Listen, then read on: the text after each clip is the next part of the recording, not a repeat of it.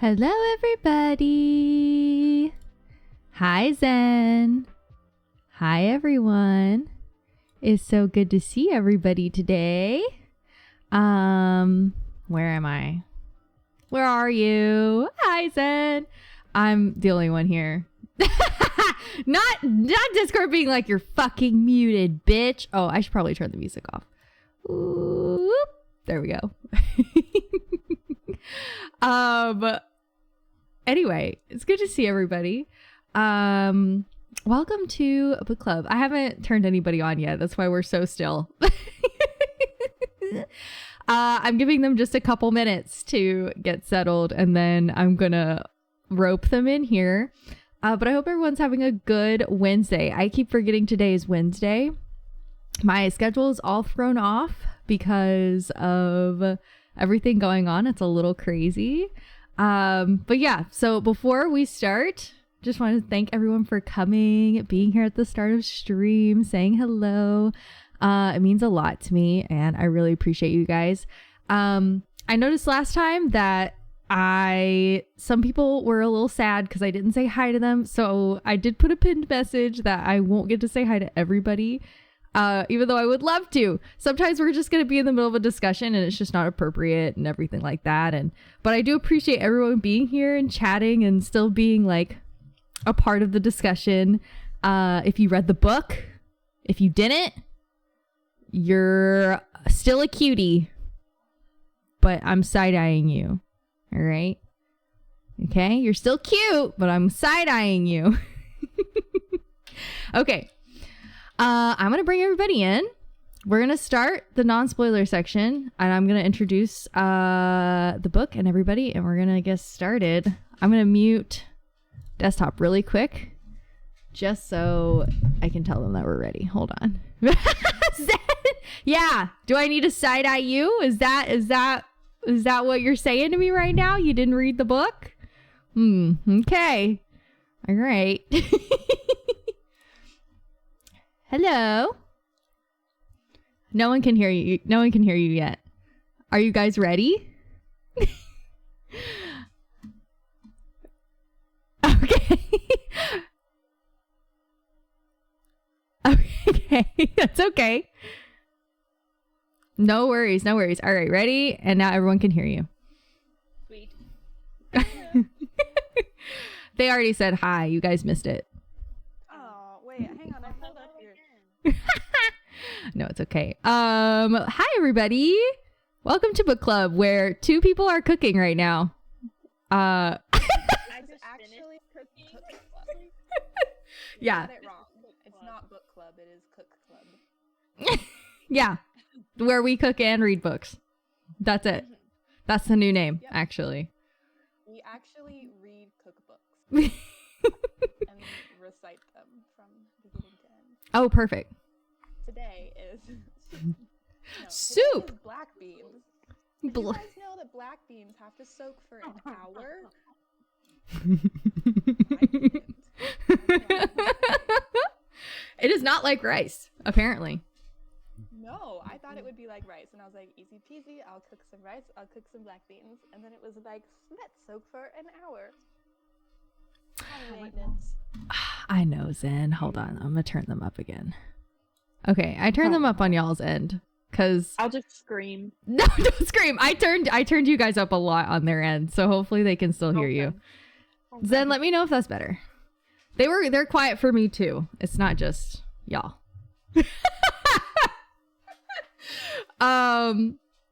Okay, so how is everybody doing? First of all, we'll do a little introduction. I'll go first. Us? Oh, okay. Yeah, I'll go first. Still my stream. My title says I'm still in charge right now. Is it really? Yeah. It says Kylie's in charge at the moment.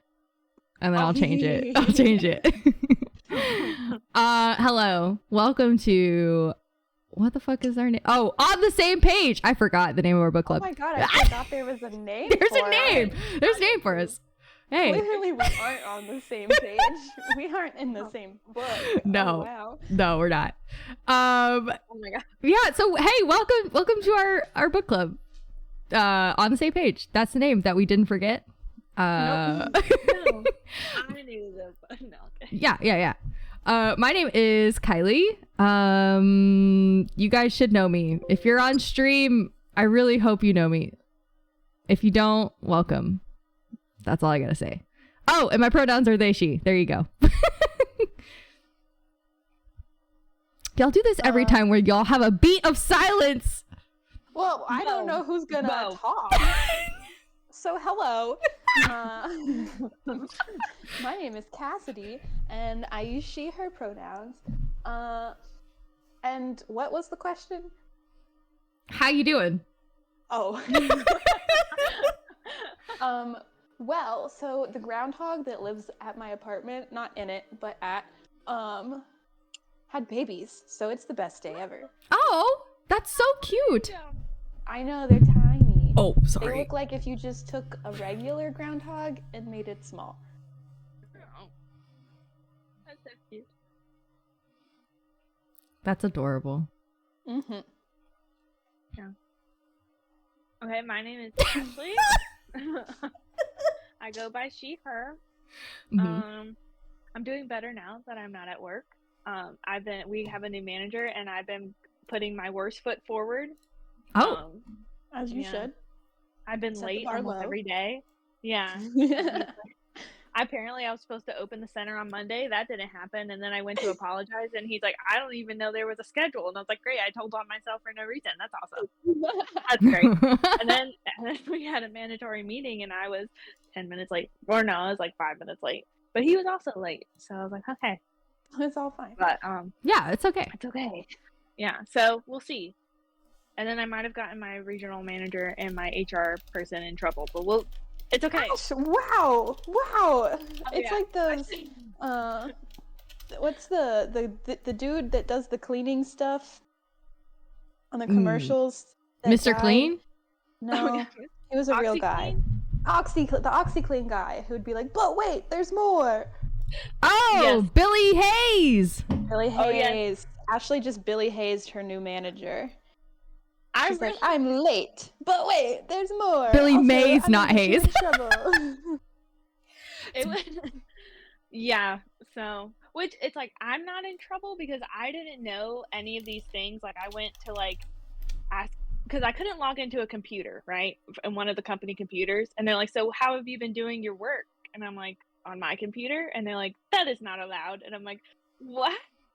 But I thought I just didn't have to be on the Wi-Fi, and the HR lady was like, no, and I was like, oh my god, I'm getting fired. Oh. And then the regional manager came in, and she's like, no, you just have to stay off the Wi-Fi. You can, as long as you're not doing actual like client work, like because I'm just doing like pretend work. I'm not really. Nothing is getting submitted. It's not going anywhere. Like it's getting deleted immediately after I'm done with it. It's like you're fine. Like it's very monitored, so it's like, no, it's fine, we know you're not doing anything weird, which I also think it's like that's kind of not ethical, but okay. Oh. That's okay. I'm just gonna stop doing that. Yeah, but she was supposed to turn in all those laptops when everybody quit, and she never did, and then she's like, yeah, I'm gonna get fire under my ass for not doing that, but oh well. And the only reason they would know that is because I went to the HR lady to put a help ticket because I couldn't get into the laptop we weren't supposed to have. Oh. So, Oh. Well. so they were like, I was like, oh my god, and they're like, you're fine. I'll be in trouble, but it's fine. I don't care. I'm like, okay. Yeah. Okay. Wow. Oh, jeez. So, I'm sweating now, even just thinking about it, because I'm like, you say it doesn't matter. We'll see in a week. I don't know. Oh, god, I need this job. It's okay. We'll be fine. Yeah. Everything's fine. I'm very dramatic. I overreact. So it will probably be nothing. So Are you overreacting or over-prepared? Ah. So here's the thing where we don't pretend that those are the same thing. What do you mean? What do you mean? Huh? Wow, you guys had very eventful weeks or days, I will say. The only fun thing I did today was stretch my nose out. So Oh. there's that. And Like, what? How do you mean? What do you mean? What do you mean? Like I mean like the hole in my nose. I stretched it out, so now I have 2 nose rings, so they're layered. Whoa. I sent y'all a picture on Snap. I see Whoa. how much y'all love me. It's fine. Don't worry about it. What? Don't worry You about did it. what? I sent What you did a you do? I sent you a picture on Snap. Oh, don't have so I Snapchat. deleted Snapchat. What? Yeah. What? You know what? Okay, everyone, I just want everyone to know that we're actually ending book club because my best friends didn't tell me that they didn't have Snapchat anymore, and I've been sending snaps. I've just been like, oh, they're just busy. It's fine. No. Wow. You know what? No. We're actually, hold on. Where's my ending scene? Hold on. We're done. It's over. See you later, No. everybody. Time. This is the worst. This is the worst betrayal of 2024. I just need everyone to know that. We're only halfway there. Okay, fine. I'll send you a picture via message. You'll just have to Disgusting. Text us, Kylie. That's disgusting. I hate that. Then it's in my phone. I can't take ugly selfies of myself and then have them in my Well, then phone. Delete them. Or take a cute picture with the filter, save it, and then send it to us. Oh. Or take Uh, an ugly one. Or take an ugly one so we'll have it forever. okay, that's, I guess. I support ugly pictures. God. All right. Well, Well, so now you know. now I know. Now I know the secret. Secret's Yep. out. Did you both know No. that you both didn't have Snapchat, or was that just I a? didn't No. I didn't know that Ashley did. I've just No, I been didn't know slowly either. deleting all my social media, Got it. and yeah. That's So valid. Snapchat was next on the chopping block. Oh, poor Snapchat Yeah, AI. Shoot. I'm about to I- delete Facebook again. Facebook is should. the last one. It's on thin ice. It's messing with my Duolingo. Oh, I'm on Facebook instead of Duolingo. yeah. Learn Spanish, dude, or I Italian, know. whatever you're trying to Spanish. learn. Spanish, What are you yeah. learning? You're learning. Okay. Anyway, do you guys want to start? Do you guys want to Maybe. start? Maybe. Let me. Maybe. Hang on. I'm checking on my beans. Oh, okay. Check on your beans first. I was trying to wait 10 To minutes see if, for your beans here. I don't think they are the. Yeah, no, they're not the desired tenderness. What is the don't know. desired tenderness? Soft? Bean tenderness. What do you Beans mean? are different. Have you felt a bean before? It's different. It's different in different stages of cooking. Sometimes they're firm, sometimes they're really soft. I don't know. Oh, well, I guess it's my desired tenderness. In Oh, which okay. case I want it to be squishy. Oh, squish. Got it. Squish. Well, we could do the non-spoiler section and then do your bean check. Yeah. Okay, perfect. Okay. If you'll post. It'll probably take like 10 minutes. Pixie, stop it. Let me go sit down. Yeah, get comfy. Mm-hmm. Okay, so actually, this is not my book. I don't know why I'm trying to introduce the book. Cass, if you want to introduce the book, and You're then in charge. I am, but it's your book. I'll let you introduce the book. Okay, I'll let you introduce the book, and then I'll lead the non-spoiler section part. Wow. So the book we read it's been 2 months now because we kept postponing. I've read the book Um, twice. Oh, well, I finished it yesterday, so Oh my. you kept pushing. I would have been ready. I was That's fair. prepared. That's fair. But you kept pushing the deadline back. Me, So hold I on. was like, Hold on, just for the record. For the record, I pushed the deadline back once because I literally was gonna. Yeah. Okay. I'm 1 for 3. Someone in here who I'm not gonna name names is 2 for 3. All right. It's Ashley. Okay. Thank you. Thank you. All right. Continue with our 2-month book. Yes. So I finished it yesterday because deadlines are when you finish things. And if the deadline keeps moving, then look at us. So this is How to Be Both by Ali Smith. And allow me, I will read the back of the book. Passionate, compassionate, vitally inventive, and scrupulously playful, Ali Smith's novels are like nothing else, borrowing from painting's fresco technique to make an original literary double take. How to Be Both is a novel all about art's versatility. It's a fast-moving, genre-bending conversation between forms, times, truths, and fictions. There's a Renaissance artist of the 1460s. There's a child of the 1960s. Two tales of love and injustice twist into a singular yarn where time gets timeless, knowing gets mysterious, fiction gets real, and all life's givens get given a second chance. And as difficult as it is to say those words, it was as difficult as it was to read. It's a very, I mean, I would put it in the literary fiction category,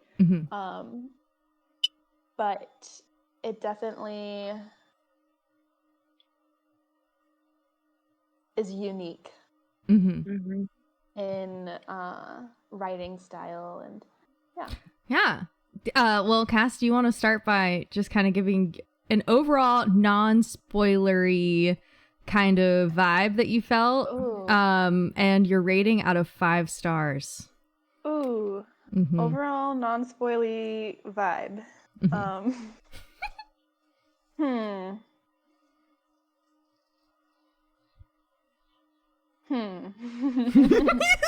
Yeah, this book's a little hard to do that. Hang on. I have a little book journal, and I wrote down stuff. Okay. Let's see if I wrote down anything important. I wrote, so many layers to unpack. Very intelligent and experimental. I liked how unique the concept is. I want to read more by her. Definitely missed stuff because the writing style is hard to follow, but I liked how it blurred the lines between past and present, reality and not. Oh my god, Pixie. That it's Pixie stuff. It's very academic, with both words and history and art, which I very much like when they mix artsy stuff into literature. But yeah, it follows 2 characters, one in present enough time, and one from like the Renaissance, which is very interesting, and sort of parallels their lives in a neat way. And what's your rating? Yeah. So I give it 4 out of 5 stars. Okay, pretty high. I liked it. Nice. Okay, Ash, do you want to go next? Yes. My rating, I think I also gave it a 4. Mainly because, but that's like for me personally, because it is very intellectual, and it's also I'm just now getting back into reading as an adult. Like, I didn't really read a lot of books unless it was like required for school, and so it's like now I'm reading for enjoyment, and this book was like, okay, I gotta reread, or I listened to it, so it's like there's a lot of chapters that I just re-listened to because I was like, I gotta listen to that again because I need to process. But once I got into the flow, I really, really enjoyed it. Like, I think the author did a really good job, like, painting the picture, and yeah, I see what you did there. In it, Paint picture. but like once I was in it. I was like, oh, okay, now I get it, and I'm in this flow. And then I would stop listening to it, and then I would listen to it again, and I'm like, oh no, I'm lost again. and then I would re-listen the last 5 minutes to catch up, and I'm like, okay, I'm back in my flow. I'm good. So yeah, okay. I think I gave it a 4. I don't give it that last point because of overall flow, because it was hard for me to get that flow. You know what I mean? Okay, yeah, that makes sense. Yes. Anything else? Nope. Okay. For now. Okay, before I give what I'm about to say, I need to put a very heavy A very was heavy gonna make it disclaimer. lower than we did. Listen. I had to read this book twice because I'm fucking stupid. And for half this You're book, I not didn't know what was stupid. happening. Okay, listen. I read this book physically, and then I also listened to this book because I didn't know what the fuck was going on. And I was like, well, I knew some stuff, but like a lot of it was like over my head. And I want to put a disclaimer that I think, one, I was reading this when I had a mental breakdown. Okay. So I feel like my brain was not in a good place to read this book. That'll do it. Secondly, I think also that there are certain ways that writing style, like my brain cannot comprehend them very well. And I think that's a me problem. I really enjoyed the book. Once my second read through of it, I really did enjoy it. I found that I liked it a lot more audiobook version than I did actually reading it. And I think that's because I could play it slower, or I could like easily replay something and like hear the tone of voice, and it was easier for me to understand. Yeah. So that's my very heavy disclaimer. And I want to state again that I did like the book, okay? But my rating is a 3-star. It's middle of the road. Middle of the road for me. That's fair. Okay. And I feel bad because I was read this book twice because I felt so dumb. I was like, oh my God, I can't. That's me the whole time. But I'm ready. I'm ready for the discussion. I'm very excited. I am excited. I'm very excited.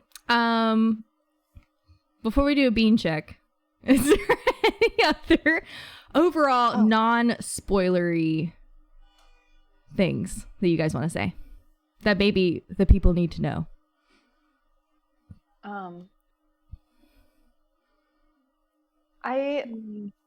So the artist that it follows is, I mean, a real life artist. Nobody is not well known, but Yeah. if you're familiar with frescoes and Francesco del Casa, You can see 2 examples behind us.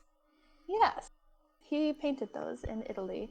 And I didn't know whether or not the book was going to tell us who it was when like we were learning about his paintings at first. So I did so much digging to figure out what these were, and then it tells you, and then he narrates an entire chapter. Anyway, so if you're familiar with frescoes, they're like that Italian painting where you paint as you plaster a wall, so they become infused with the wall, and that's why they last so long, and that's why you can like still go see his paintings today. Frescoes. They're basically the same thing. Yeah. Whoa. But yeah, so I think that was something I was keeping in mind throughout reading it, was like, okay, if she wants this to be about frescoes, so like how can I compare her writing to a fresco? I don't know the answer to that, but I was thinking about it. Zen, don't make me ban you. I'll ban you right here. Get out of here. Anyway. Don't worry about Oh it. my God. Don't worry about it.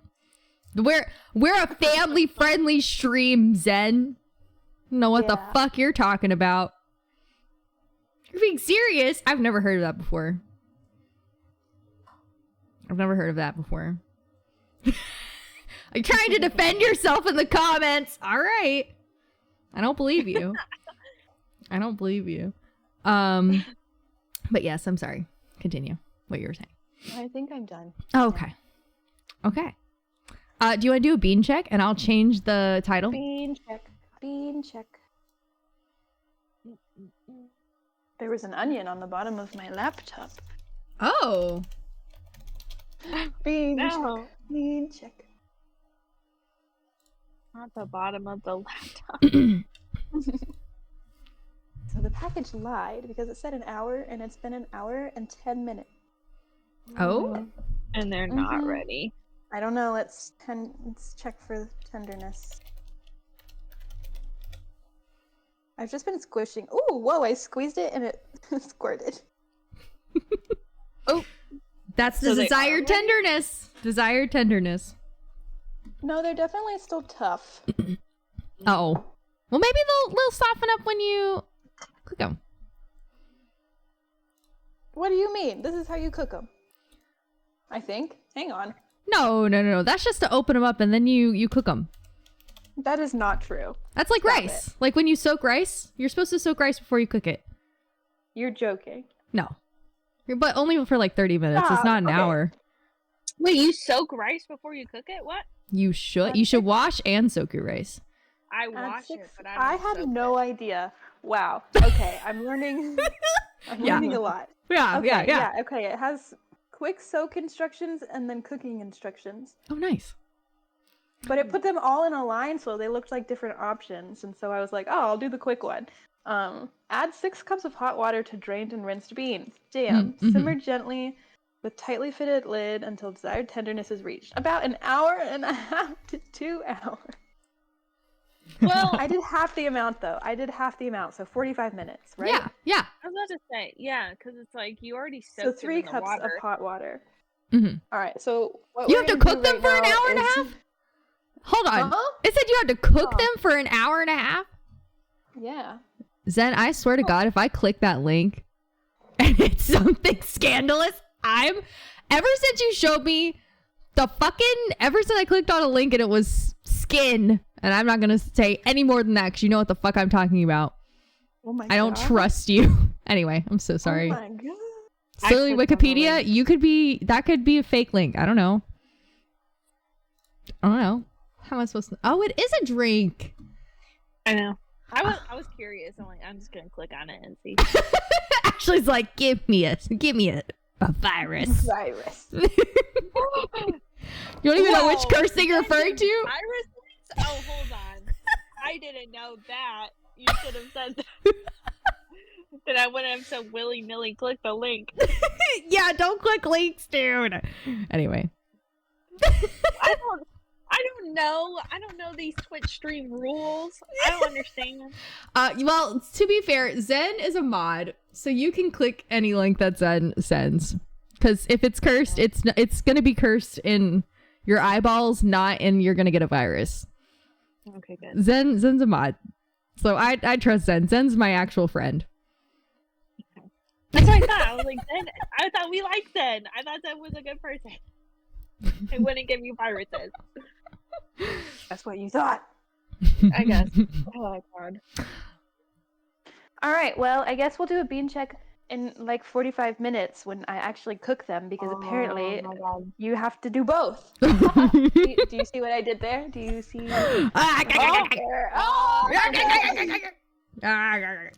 Okay, let me pull up your discussion questions so I can read ahead, so I can mentally prepare. We're not ready.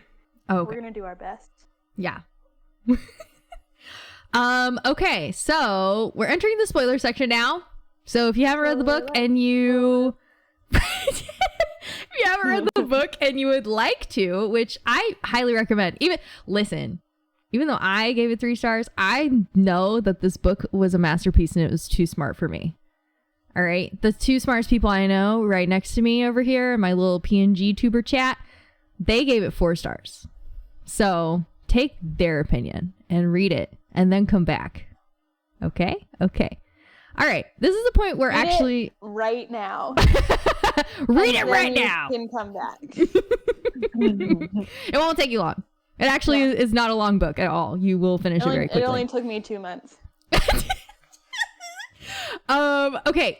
So actually, since this is Cassidy's book pick, I'm letting her lead the discussion this time. And she said that she's gonna be an English teacher. English teacher Am I? vibes. Did I? My beans are on the stove. Yeah, as you can see, very English teacher vibe. Every English teacher I've met is like that. So, perfect. I learned everything I need to know about beans from my English teachers. Yeah. Me which is too. nothing. All right. So, in case you're wondering, You have to soak beans and then cook them. Mm. Now I know. Anyway, so the book. So we've talked overall ratings. Mhm. So let's so this was the question I was excited to ask. So the fun thing about this book, so it's divided into 2 sections essentially, because there are 2 people it's following. One, a teenage girl, George, short for Georgiana, I think. Mhm. And she is modern day. For the most part, she has a smartphone, so she's close enough. And then the other one is a painter, Francesco del Casa, from the Renaissance. So we are really time jumping. But it's divided into 2 sections, and there are 2 versions of this book in publication. One that starts with George's perspective and one that starts with Francesco's perspective. So I want to ask, which version did you read? Because we don't know this yet. We don't know what each other has read. Kylie? Or Kylie? Ashley? I don't care. No, someone. Go ahead, Ash. Okay. I started with camera, George's version. Mm. So George's perspective first. Mm. I Kylie? started with eyes. Ooh. Mm. And Cassidy, who did you start with? Oh, never mind. Oh, No, no, go ahead. Keep going, Kylie. I read George's perspective first. this is interesting. Either way, Maybe someone was going to be. This might have affected your rating, maybe. I think so now. I think it would have, because if I started with Francesco's, I think I would have rated it lower.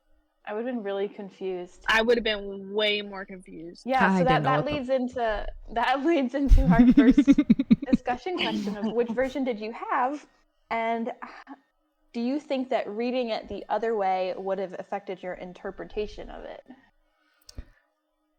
So I'm very curious because so you guys both started with George's version.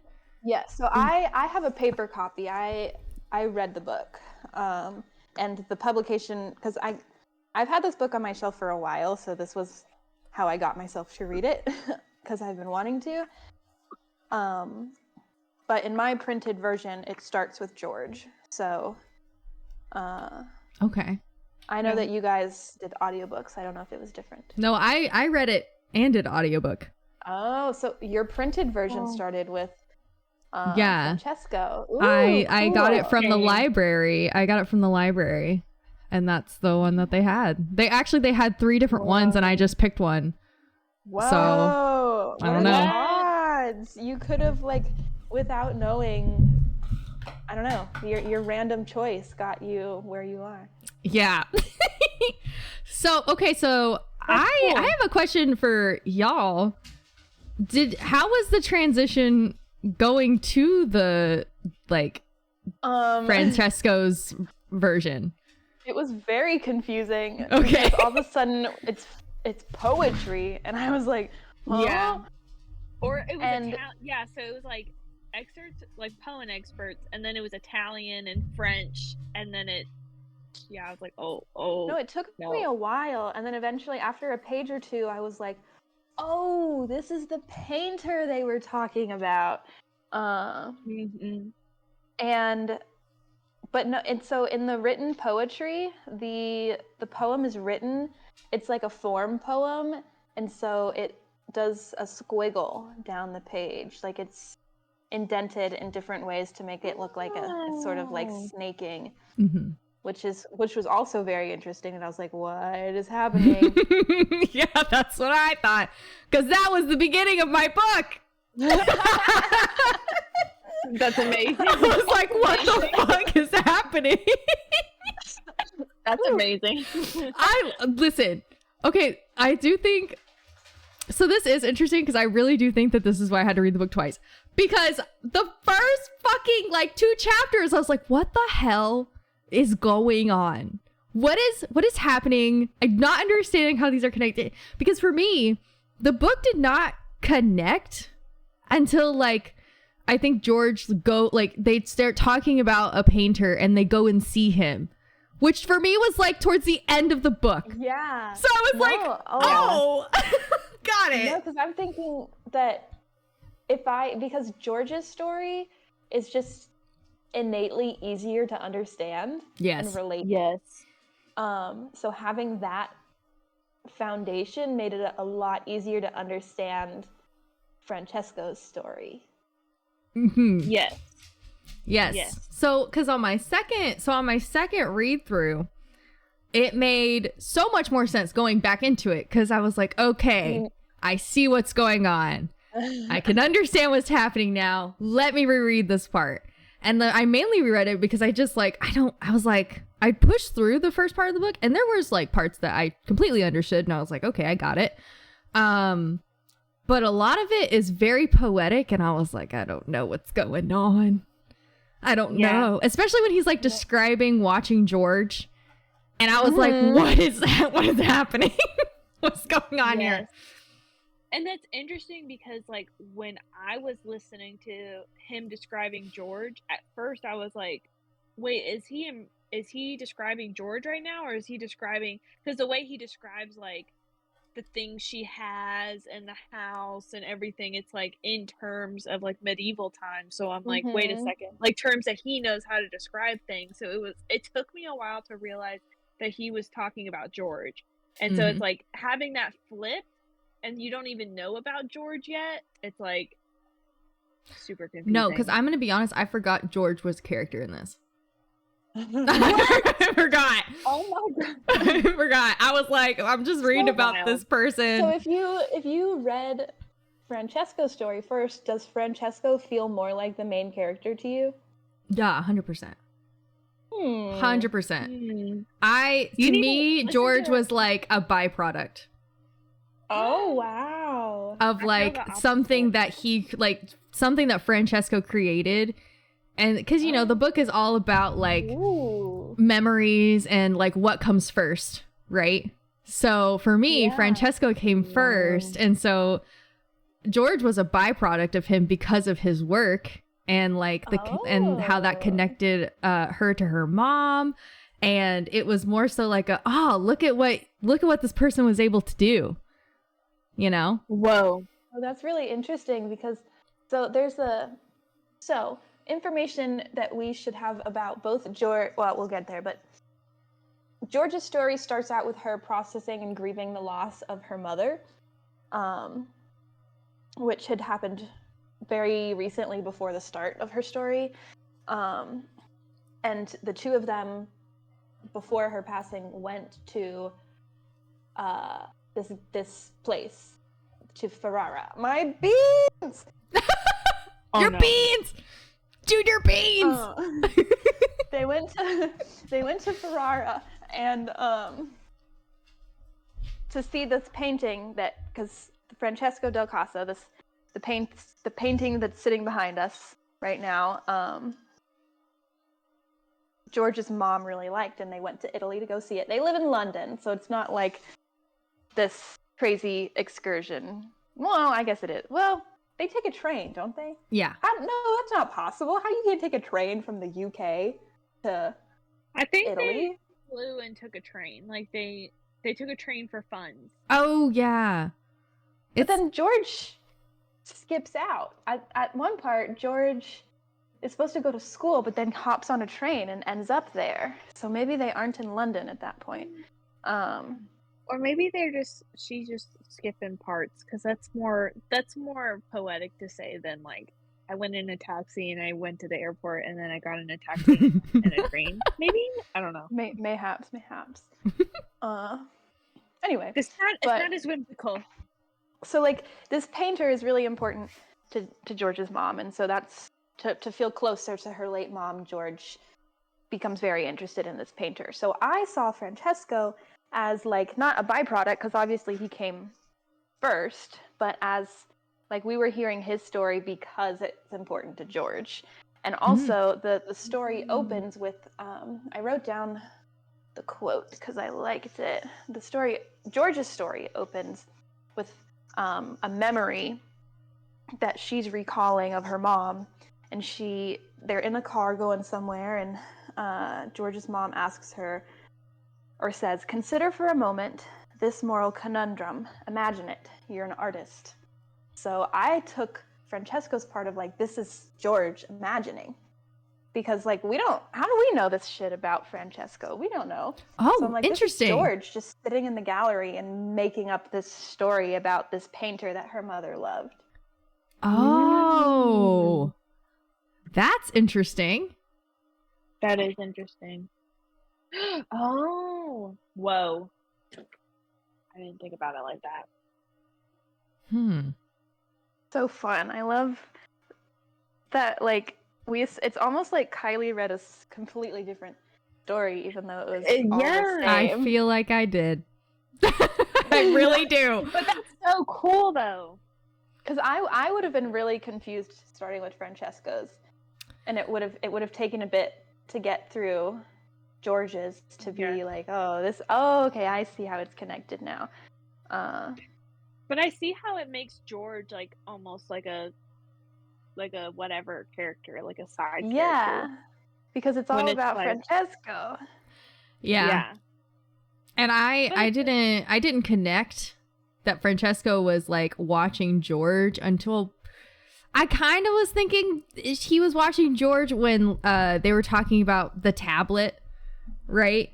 And George is like watching the tablet. So I was like, oh, was Francesco like watching George? Yeah. And then where I really put it together was the wall. When George goes to the wall, I was like, okay, that was like confirmation of like, oh, okay, I got it. Really? Mm-hmm. Because when he was saying stuff like tablet and things like that, I'm like, I think he's talking about George. But also, you know, at that time, like they call tablets like a rock or like a scroll. They'll be like, oh, it's a tablet. Well, you know what I mean? But to be, you were thinking it was like because he kept talking about like no horses. So I was like, maybe he's in the present. But then I wasn't sure because then I was like, well, maybe he's dying and he's making all this up in his mind. So that's why it really didn't confirm to me that he was like, quote unquote, like watching George until she meets what's her face. And then I connected that he watched her after that interaction.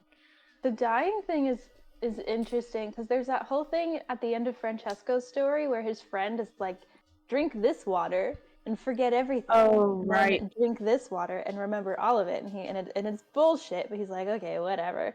But then it like starts kind of going in and out of memories of his, and then he keeps saying things like, and then it all comes flooding back, and then it goes back to his weird little poetry thing at the end, and I'm like, is he out of his weird little purgatory now? Is this what he needed to process? He went into this purgatory, and needed George's story, needed to learn something through this like weird connection to this 15-year-old in the like 2010s.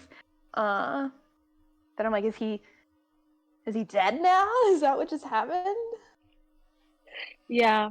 I guess he is. Well, I mean, he is dead. He's from the Renaissance, but like his, spirit or whatever. Yeah, like he doesn't know that he's dead and what he's seeing or what's going on. Because he keeps saying throughout his story, he's like, I must be dead, but I don't remember dying. And that's the part that I was like, oh, maybe he's in the process of dying. Like he's not dead. Yeah. That's the part that I was like confused about a little bit. But then George's story, I was like, oh no, he's dead. Got it. Got it.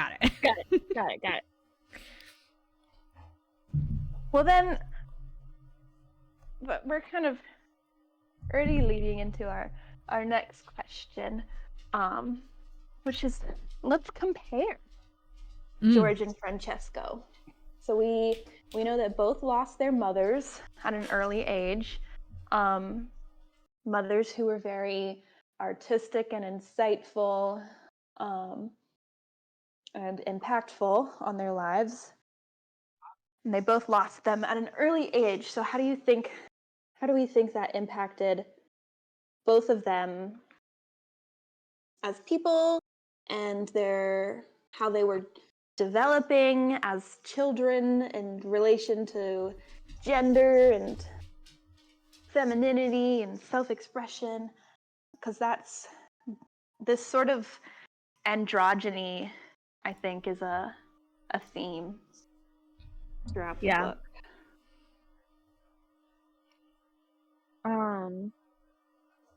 Something that I thought was interesting was like the Francesco's dad and George's dad, and like when Francesco's mom died, you know, his dad was like, all right, you want to paint? Let's do that. Like, let's, you know, he was still pretty present. It seemed like from Francesco's perspective, like his dad was present up until, you know, but then George's dad, you know, became an alcoholic. He was never home. Like, she was kind of like, Francesco was molded, like, even though they were going through this time of grief, like, he doesn't really mention it. Like, he just kind of goes into, and then I went into art school. So it kind of seems like he was kind of molded to have this outlet for his grief, versus George is like kind of just sat to sit with her grief. Like, she kind of has to figure it out on her own. And like the pictures is kind of like, because Francesco kind of points out like, oh, she's making like a picture with these pictures. So it's like, in a way, she's like using art to, I don't know. Oh, like, she's using that's true. Yeah. To kind of deal with her grief. But for Francesco, it was more of like a actual That's outlet. why it's camera. That's why it's camera and eyes, because her artistic weapon is a camera and his is his eyes. Oh, whoa. Yeah. Oh, that's really cool. Yeah. So No, that was a good point. Thing. Yeah. Yeah. And then of like the difference that having an outlet, having especially a creative outlet during a grieving process, and seeing the impact that can have. I mean, George's story was like nowhere near complete when we finished it. But yeah, like I wonder, because George just had to like pull herself up by her bootstraps and keep going. Yeah. Which is like all on her too, right? But he had like support. He had a lot of support. Yeah. Yeah. Yes. I also have another point, but I'll wait for that point. So then, Kylie, I feel like you'd be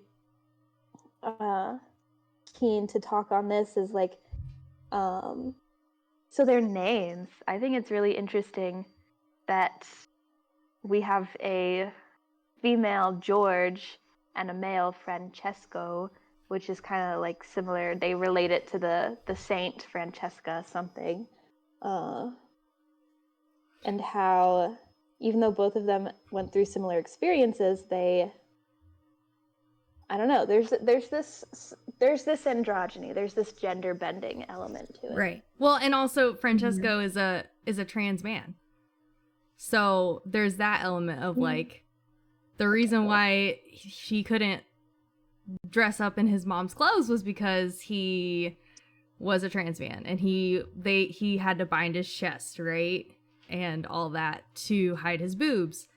And so it's interesting because George chose her name as like a more masculine sounding name, whereas Francesco did not get to choose his name. His dad chose it for him. His dad didn't hear him correctly and was like, ah, yes, Francesco, right? And like kind of leaned into that. Oh, but wasn't it? Oh, hang on. Or it was, I think his mom's name was, there was somehow Francesca in it. Yes. So he was trying to, so his dad kind of was trying to lean him towards the saint name, and he was like, no, I want to take my mom's name. So he had to kind of fight for it. And even still, he didn't quite hear him because the last part of his name was his dad picked for him. So I think it's very interesting because also when Francesco is describing, whatchamacallit, Georgie, he's like, I can't tell if that's a little boy or a girl. You know, that age. They all look the same. Which I think is such like a fun way of describing androgyny. Of being like, you people all look the same. You know. Yeah, no, these kids. So I really enjoyed that, and that was like a fun introduction to George for me. Because I was like, I don't know anything about this person, but they sound fun. Yeah, but I think it was super cool because both of them first of all loved women. Am I right? Who doesn't love women? Yes. Both of them loved women, but in very different ways, which I thought was very interesting because Francesco had all the right to be super flirty and like very manly, like toxic masculinity, like how you would have in the Renaissance, but chose not to and chose to be very soft. Whereas I feel like Georgie could be seen as being cold. I don't think that she actually is cold. Yeah, no. But Go ahead. That's a good point of like they love women in different ways because we also know that Francesco fancies a man as well. Yes. And but he admires women as art. Yeah. Which I think was beautifully described. I agree with that. Okay, wait. So this flew over my head, which I'm not surprised because stuff like this normally does. I had no idea he was transgender. That also went flew over my head. So wait, Okay. So yes, please explain. Okay. So I did not get it at first. What tipped me off was the binding of his chest. So from what I understand, that whole interaction of like him dressing up in his mom's clothes is the moment that his dad decides that he's going to live as a boy. So that's the moment that he's like, hey, you have to dress like he's like, you have to dress like your brothers. You have to, like, if you want to be, do you want to be a painter? And that's all he heard was like, I want to be a painter. Absolutely. I'll take my mom's dress off. Right. And that's like when he's describing himself, he's like, it was like the ghost of my mom shrunk. Right. Because he looked so much like his mom. And then throughout the whole interaction of like people, they go, oh, you'd make a handsome woman. You know, and the speak back then, they did use handsome as like a female being super attractive. So, yeah. And and this kind of makes sense because they're talking about when he's doing the fresco for whatever, not royalty, but like, you know, high up person. When he's doing that fresco and they talk about how the person he's doing it for, like, fancies the young men and asks and like invites them to his quarters. Yes. But his boss, Francesco's boss, when that person asked about it and was like, oh yes, bring that handsome little male painter to me and he shall spend the night in my quarters. And then Francesco's boss convinces him to not, is like, no, like don't, Francesco's not going to do that. And so now that makes sense because it's be like, if Francesco were to have done that, then they would have known. Right. And that's also why... There's also the whole scene with like, there's also a whole thing where like Francesco goes to a brothel. Yeah, so I was going to touch on that. So remember, she grabs him in his crotch area and she goes, I knew it. I knew you weren't like them. And because she calls it out that he's female by birth. And no, because there's also the part where he's painting, and he's painting like nude little cherubs. Yeah. And boss comes up to him and is like, "Interesting, the way that you're painting their little parts," and then like pats him in a spot that would be a part, and is like, "That's what I thought." Oh my god! It's all falling into place now. Wow. Yeah, because then at the brothel, because he goes there and he spends the evening with these women, but he's like, "I just want to paint you," and he paints them, and they get to sleep, and they're like, "Oh my god, we love you. Come back all the time." But he does also learn. They also teach him, which makes so much more sense now as like a woman teaching somebody with female parts. Yep. Wow. This is also why he had to. This book is now a 5.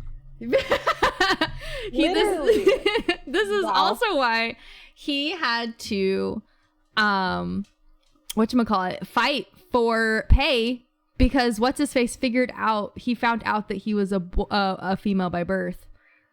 And so that's why, because the little pickpocket was like, "I'm sorry, it wasn't my fault.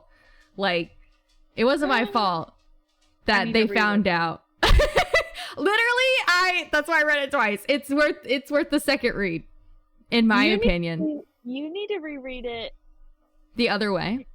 Camera than eyes, because now I want to read it eyes than. Yeah, me too. I'm not a rereader of books, but I feel like I need to know this. I was committed. Perspectives. Yeah. Wow. And so that makes a lot of sense the way, because so like what was important is that George's story is third person, but Francesco's is first. So like you only know things from Francesco's point of view, which is from the 1460s, which is a time that makes much less sense to us than George's. So it's already kind of confusing to understand what he's saying and what it means, but now that makes a lot more sense, because like that's just the way things were talked about during the Renaissance, and we only know it from his perspective, which is the Renaissance. Right. And that's just a very clever way to write it. It was very clever. Wow. It was literally when I said that this was a masterpiece, I meant it wholeheartedly. No, it's like literally gorgeous. Well, then that kind of we're already kind of teasing our next question of a little bit. Let's talk about sex, baby. So that comes up often. Yes. The idea of intimacy and love comes up in both of their stories in very different ways. There are positive experiences, there are negative experiences. We could argue that George is on the cusp of first love. So just let's discuss both of their experiences with love and intimacy, and the impact that has on who they are. How they developed. Okay.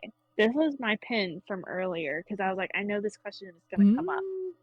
But I wanted to bring up, like, Francesco's brothel, and then SA trigger warning. I do have trigger warnings. Hold on. Put those up. Okay, well, just be prepared. There's an SA there you go. Warning. There you go. I should have did that earlier. There you go. But George's, to me, it kind of parallels, so Francesco's brothel and George's porn video of that girl getting basically SA, like she is getting SA in the video. Because it's kind of like, they're both not going there for sex, but it's like they're going there because it's like, I don't know, it's for different reasons, but to me it's almost like the same. It's like George feels like she has to go, like she has to watch this video because it's like in duty for this girl, and then it's like Francesco is like going to this brothel because, you know, building these women up, like painting them, and then they kind of get inspired and get out of that situation. I don't know, it's still very different, but to me it's like, oh, that kind of striked a similarity to me. I don't know. Yeah. Um No, But I also, hadn't. I I feel hadn't like- noted that, but for sure. yeah, I feel like Francesco's, and I feel like, to me, like, now talking about it, I feel like Francesco's and George's stories are like the same, but if they were like they are in a parallel universe, but it's like George was left with nothing and Francesco was given all the opportunities he could have gotten, and it's like Because they're go- they made Ye- him a man. Right. Mhm. right. And it's like, oh, in his situation, when he's interacting with these women that are in this sexual situation, he's uplifting them and he's doing all this stuff. But then in Georgia's situation, she's like, the only thing she can do is like validate that this happened to this girl. You know? Yeah. No, Um, that definitely.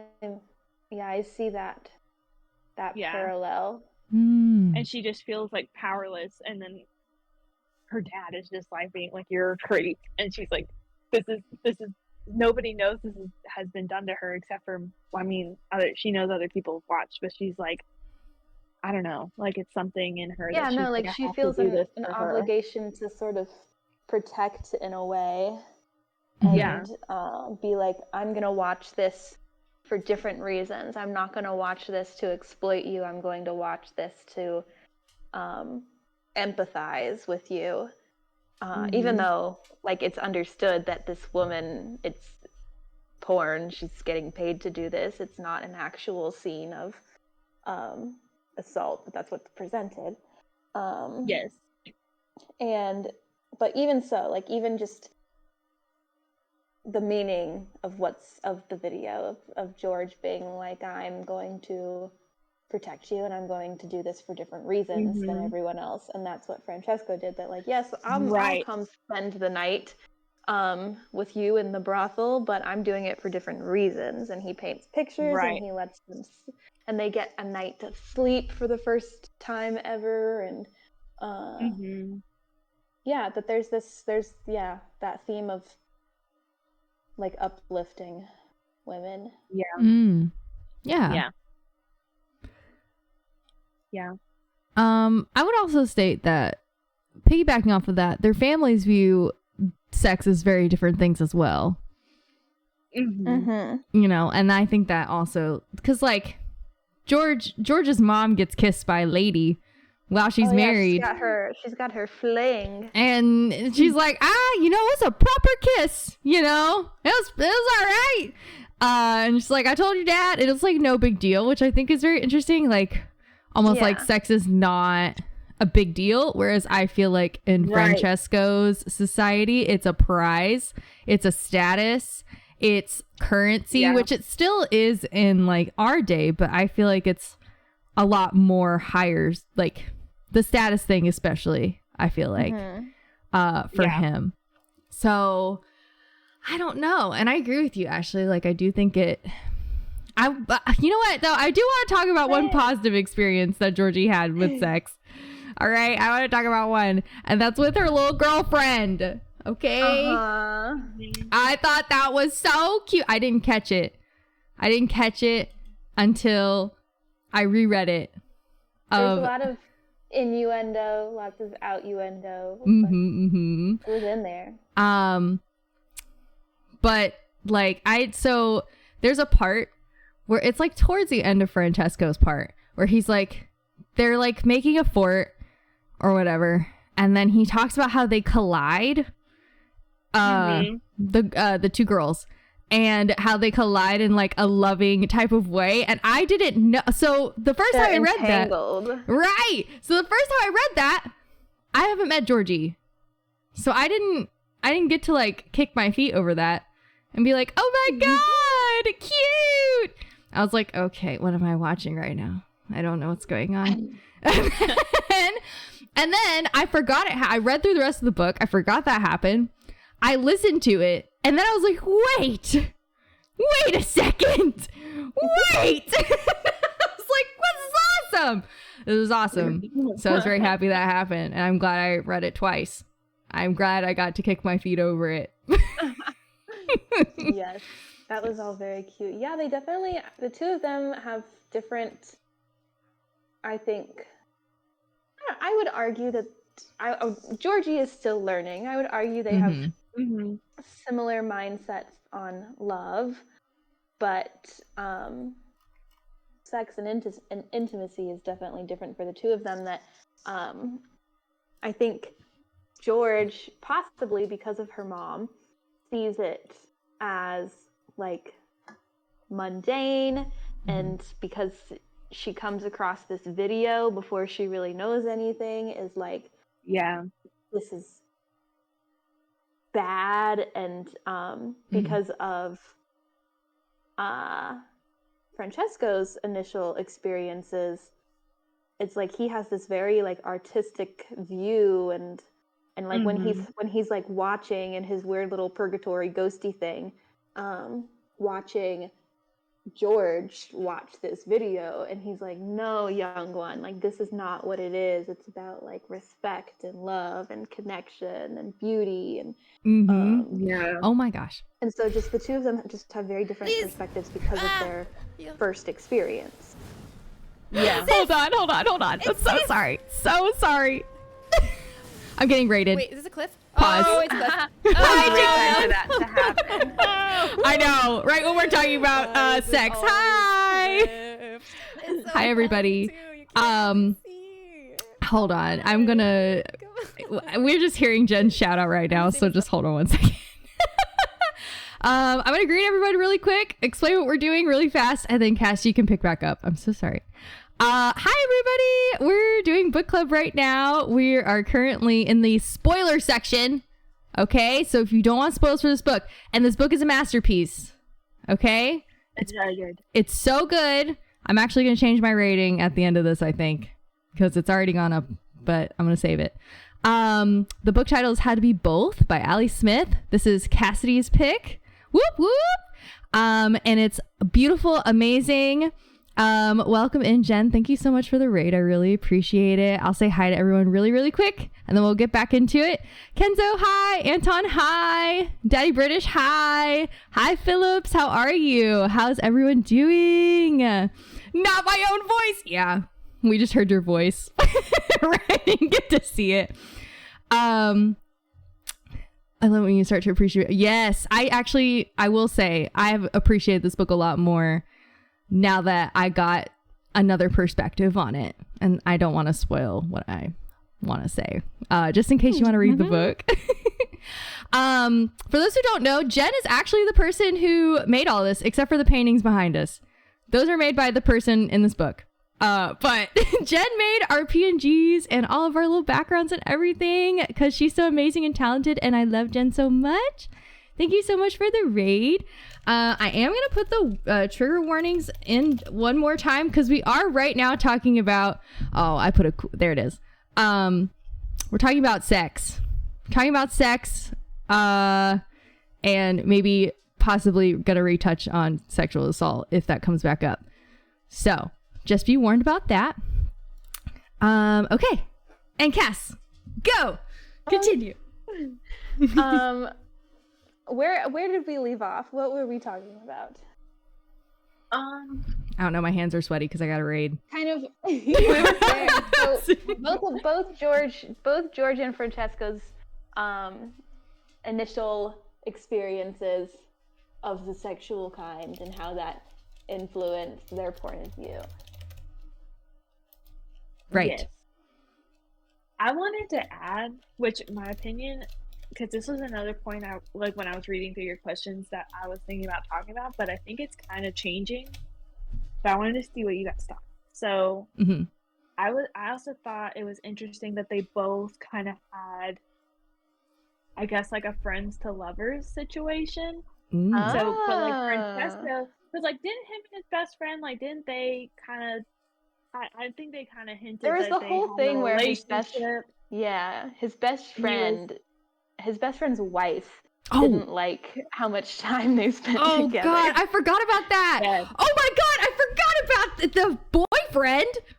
Oh my God, how could I forget the gay shit? Oh my God. I know. And so then but it was interesting because Francesco the way he said it was like, yeah, he's upset that he had to get married, whatever. Like, he didn't seem like, oh yeah, we're just friends.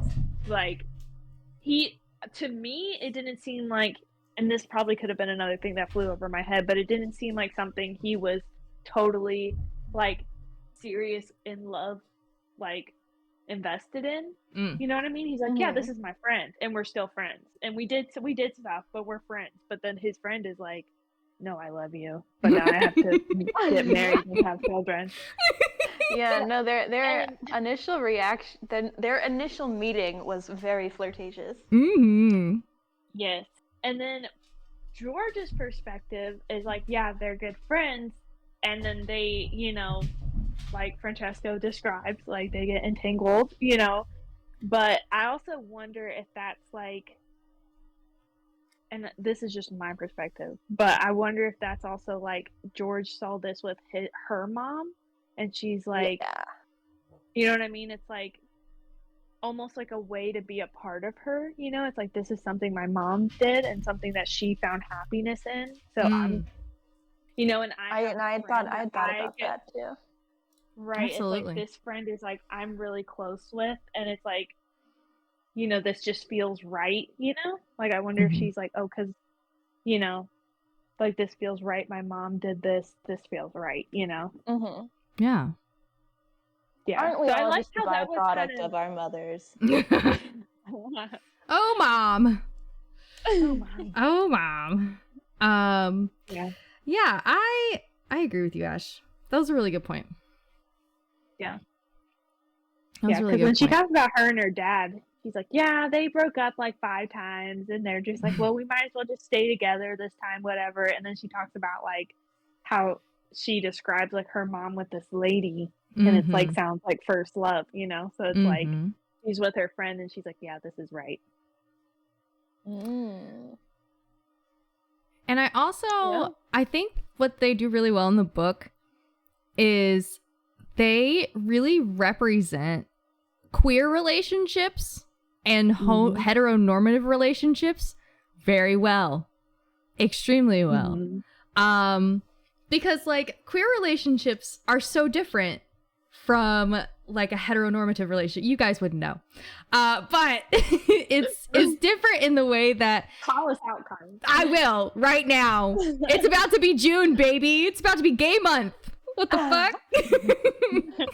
But it's so different because in queer relationships, you're falling in love with your friends, right? You're falling in love with people who you entrust yourself with and who have seen you at your worst. And it's so much more vulnerable. So like the mom and her friend's relationship and how it kind of like turned into like this kind of first love, or maybe like this actualization from that friend that maybe she's gay.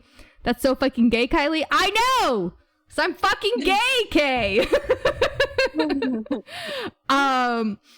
So it's so interesting because that's how it is. Like for a lot of people is that they're in like heteronormative relationships, and then all of a sudden they fall in love with their best friend and they're like, oh shit, what do I do about this? Like, I don't know what to do. And that's kind of like, I felt that panic. I'm sorry if you can hear my dog running in the background, by the way.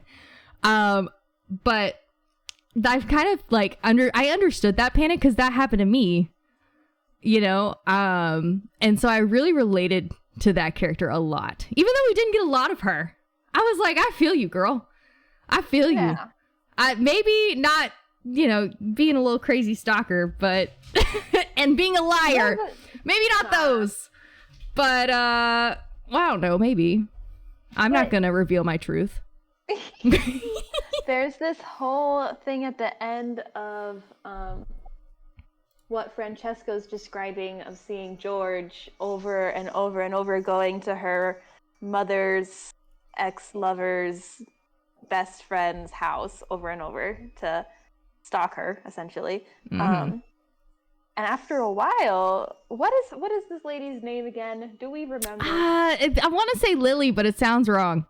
It definitely starts with an L. Yeah. Something like that. Something like that. We're going to call her Lily because I don't want to look.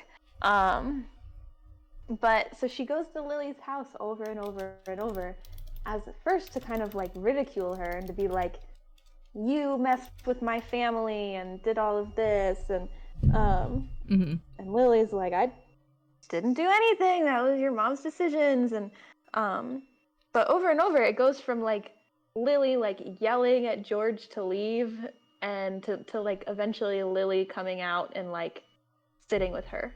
And I'm like, that's kind of nice that like now George has this like mother figure back in her life. I agree with that. Mhm.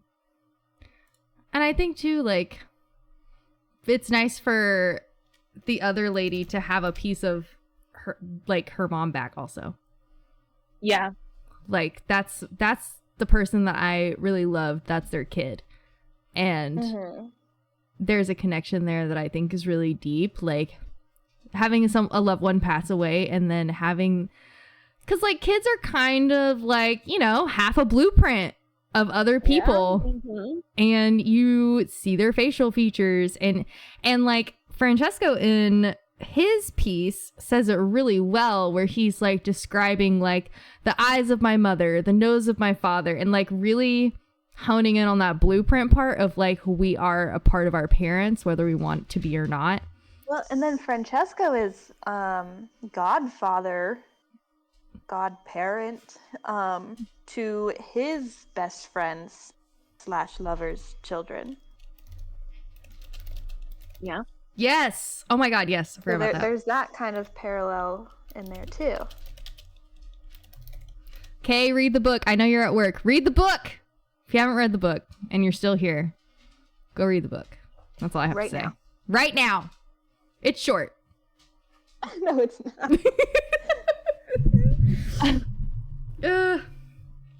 Man. Yeah. Well, playing off the I think love is, of course, as it is in a lot of books, a major theme. As are memories. I think Ali Smith does this really cool, that it was hard to get used to this writing style, but she did this really cool thing where she sort of like with both stories jumped in between the character talking about the present and talking about the past. Yes. And it would come out of nowhere, because with Yes. George it happened every time she was recalling a memory about her mother, and it would be like, oh yeah, and then mom said this, or mom says this, and then it goes, nope, mom said this, she's dead now, and we're back in the present, and you're like, oh shit. And there was sort of those whirlwind transitions in Francesco's too, of like, and now I'm here in my childhood, and you're like, whoa, damn, okay. And then he's like, then I climbed the scaffolding to continue the painting, and I'm like, whoa, hang on, what just happened? And she does this, like, there is no transition, it just happens. But also, like, if you're like recalling a memory, that is kind of how it happens. You like smell something or see something, and then all of a sudden you're like, whoa, I'm like in this memory. So I think she depicted that well in her writing. To be more like thought writing, which I like. But this was something that I had in mind throughout the book, but still struggled to make the connection of like. So the summary of the book, the back of the book, talks about how Ali Smith's writing takes inspiration from paintings and fresco paintings, which is the Italian painting that our character does. And so then the whole time reading it, I'm thinking, okay, how is this like a painting? And I think I was taking it too literally to be able to make that connection. So I ask you guys for your perspective on I'm sorry. how, I don't know, like how, like I think she has a very artistic writing style, but so I guess let's talk about like how she wrote this as an artist, how she made it pretty and the way that she wrote, how does it make it more art than book? Well, okay, so for those who just came in and do not know this before I make my point, the book is we said this at the beginning of the spoiler section. The book is two different versions. So I read a completely different version than Cassidy and Ashley. So I started off with the Renaissance painter and ended with the story of Georgie, the girl who her mom passed away and is grieving. And they had the exact opposite experience. So for me, I started off very artsy. It ebbed and flowed a lot, whereas I'm sure it was very different from you guys, because it was a little bit of a shock to go to Georgie's perspective, because for one, it was in third person, which was completely different. And two, it felt more robotic than the beginning of the book, because yes, like, I would agree. And before I realized that like Georgie, her art style was through like camera work, I thought like Eyes in the Camera was more so like perspective taking of like how Georgie in and of herself is a lot more robotic. She's very like, things have to be a certain way and I think this way, and she lives in a more so black and white world.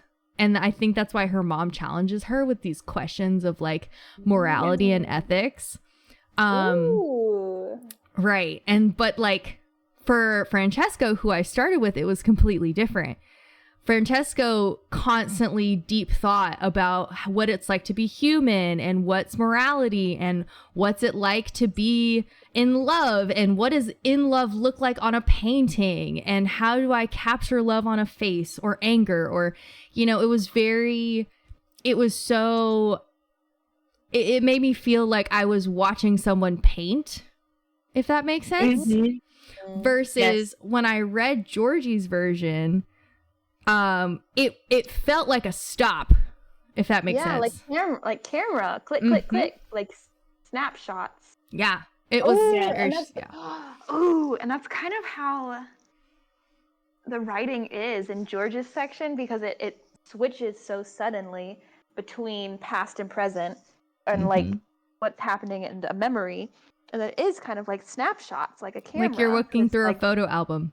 Yeah, because that's what George does. George is collecting these pictures, and so the writing style very much mimicked photography, right? In that section. Whereas in Francesco's section, it is very like fluid. I mean, it literally starts and ends with freaking poetry, so it is much more fluid, like a painting is. Ooh. Okay, we got there. Okay, see, look at that. We did it. We did it. We're so smart. Yeah. See, but again, I want to state, like, I don't think I would have. I know I said all that, and that sounded kind of smart out of my mouth. It wasn't, but it's only because I have listened. Well, it's only because I've listened to y'all's like versions. This is why we read books and talk about them. So true. You learn so much. So true. Because I was very excited to discuss this book, and I have lots of my own opinions on it, but it's to get other perspectives. You just learn things that you wouldn't have on your own. Right. And I think also I didn't appreciate George's like version as much. I don't know. I guess I didn't appreciate it as much, but then hearing you guys talk about how like for you, she wasn't a bystander, she was the main character. And I literally sat there and was like, well, hold on. Now, what if I did think of her as like the main character and not a side person that I'm just kind of reading about? And I don't know. It made me appreciate that side a lot more. Yeah. I feel like how this book is art is like the conversation we're having right now. Like, I feel like this book is fully appreciated when you get other people's perspective, kind of like art. Like when because I was thinking about when you asked that question, like when you go to an art gallery, it's like you're looking at a painting and you have your own opinions on what it's like, and then someone else just walks up to you and they're like, wow, this reminds me of this, and you're like, wow, I didn't think about that at all. Yeah. And it's like, So gosh. true. I feel like that's this book. It's like you don't get the full grasp of this book until you've like talked to other people who have read the book, and you're like, holy cow, what? You know? Actually, I am so glad you said that That's so true. because that makes a lot of sense. Of like that's why it's art, because it's something that you can talk about and with people and learn, and it teaches you lessons and tells stories, and that's why this is art. Because I was thinking about this during Francesco's section. I wrote down the quote because I liked it.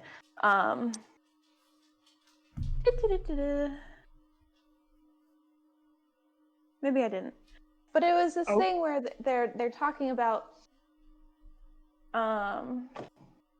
I need to find it. I took an art class, an understanding visual art class in college.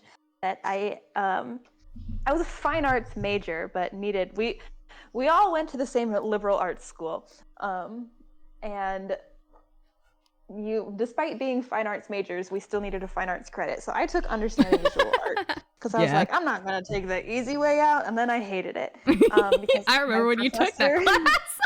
It was so hard to not skip it every time. And my professor was a dick. You did skip it a lot. I did. I don't think you were on campus anymore. It was it was either my second to last or my last semester of school. It was second to last because I was still there. And Cassidy's like, hey, I don't want to go to my art class. You want to go get cookout? And I said, yeah, I do. I do, in fact, want to do that.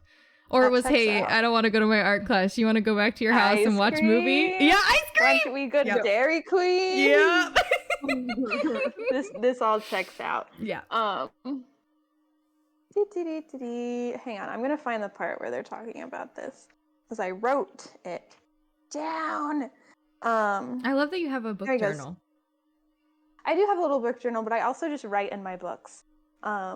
Oh, cute. This book is a mess because I took it with me to the dog park with my chaos dog, and while I was reading, she flopped herself down into a mud puddle and splashed mud all over me and the book. So this book is well loved right now. But it says this. Francesco's talking to somebody about his artwork, the Falcon.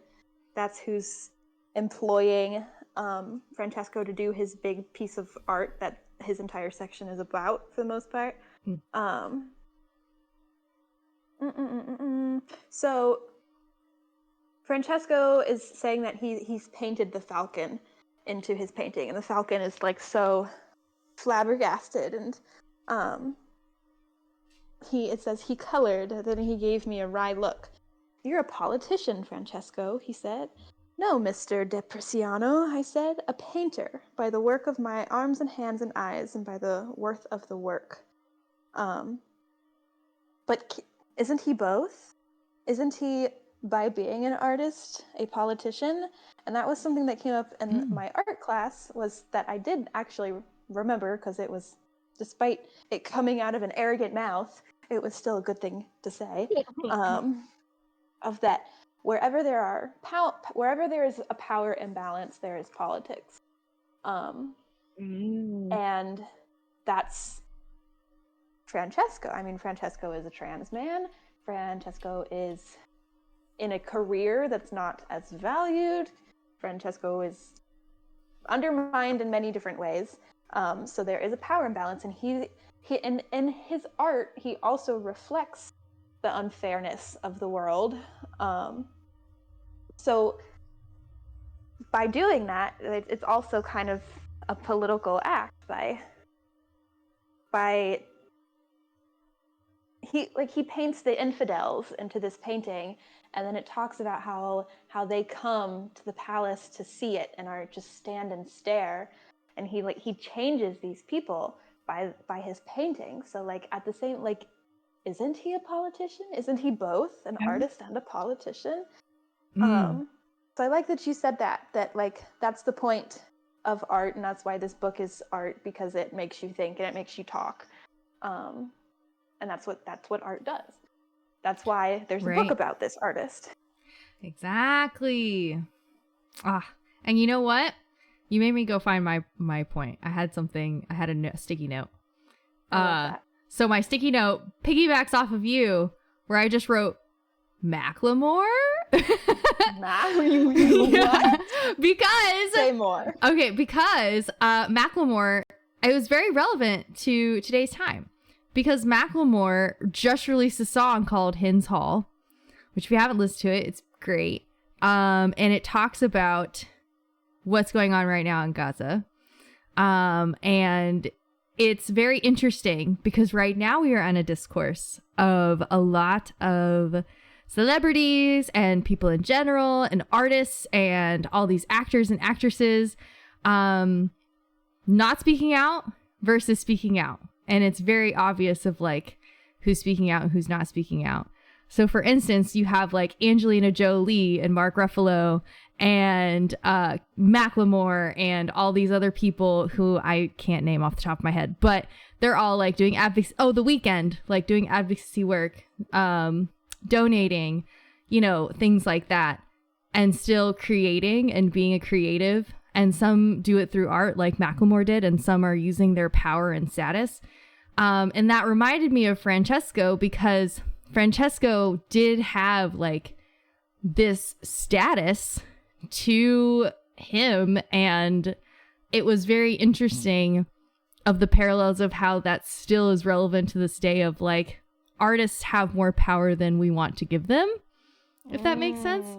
So their relevance, we hold them to a very high relevance, because they think about what artists create. They create our pop culture, they create trends that we call them now, they create different styles of music, they create all sorts of things that create us as people, right? Because if we didn't have art, we would be very robotic, we wouldn't be people, in my opinion.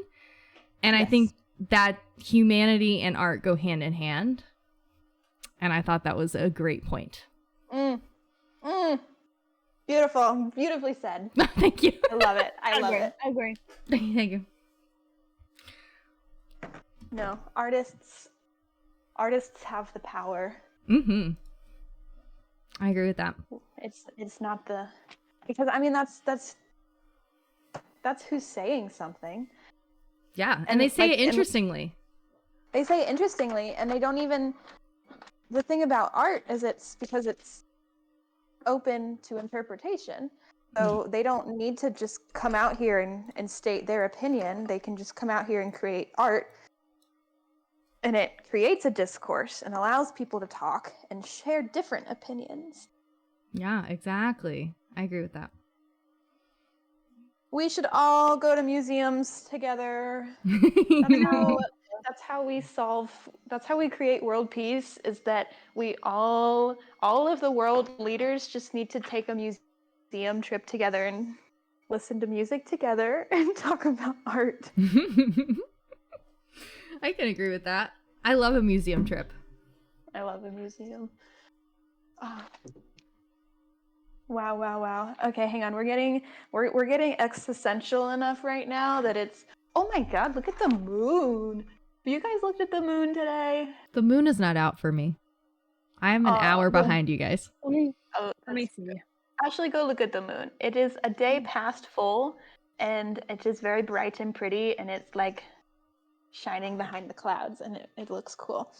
Let's see. Yeah, the sun is just now setting for me. Oh, and it's a clear night. Hold on. It's a clear night. It's clear night, everybody. Roger Dodger. Here on Ashley's Almanac. I feel like walking the street. No, the moon is very pretty tonight. Yes, I want to take a picture later. But anyway, also update on the beans. They're done. Oh, good. I'm so glad your beans are done. Yeah, finally getting 2 hours later. That's so nice. But they are the optimal tenderness. Squishy Squishy. beans. Squishy beans. So, speaking of squishy beans, let's talk about anything but. So, How about both? let's talk about both. Let's talk about both beans and nothing. Isn't it? It's all just beans. We are full of frijoles. Yeah. But anyway, so we were before I got us sidetracked. We were getting very existential with our topics. So that kind of leads us into the final question that I have that I sent to you guys, which is this book is all about dualities. It's all about opposing things that we think can't exist together but do and need to. You need to have both opposing ends of the spectrum in order to have both, you know? Like, you know, yeah. So this book is about dualities and having being and having both. So, what were some of the dualities brought up in the book that you guys liked the most, resonated the most, and then what are dualities in our own world and in your own life that you've always believed in and appreciate?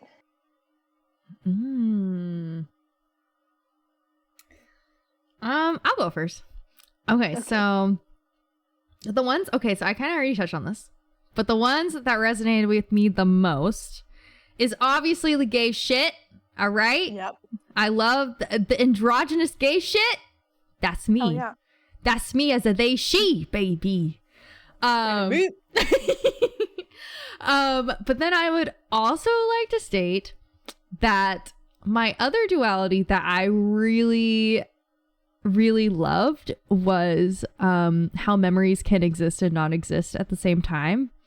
Ooh. I think that really intrigued me. It kind of made me sit there and think for a minute, because memories only exist when you think about them, right?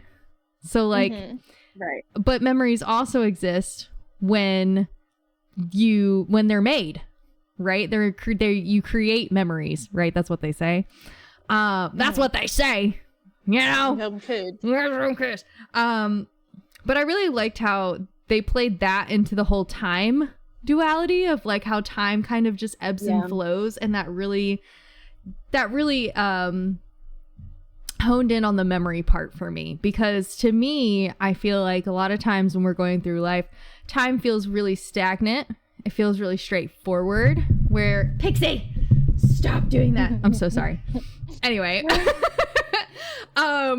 sorry, my chaos orange cat decided to be rude. But what was I saying? Not while I'm around.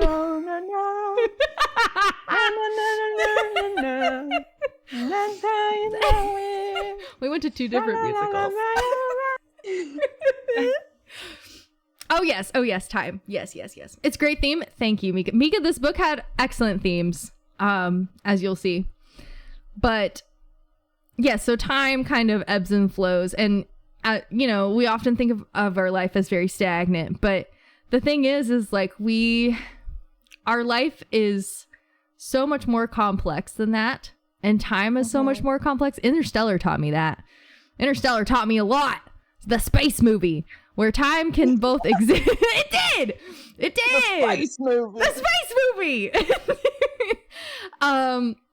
Where time both it overlaps, and it overlaps in both a literal sense, but also but also in the sense of like things that hold time, so pictures, right?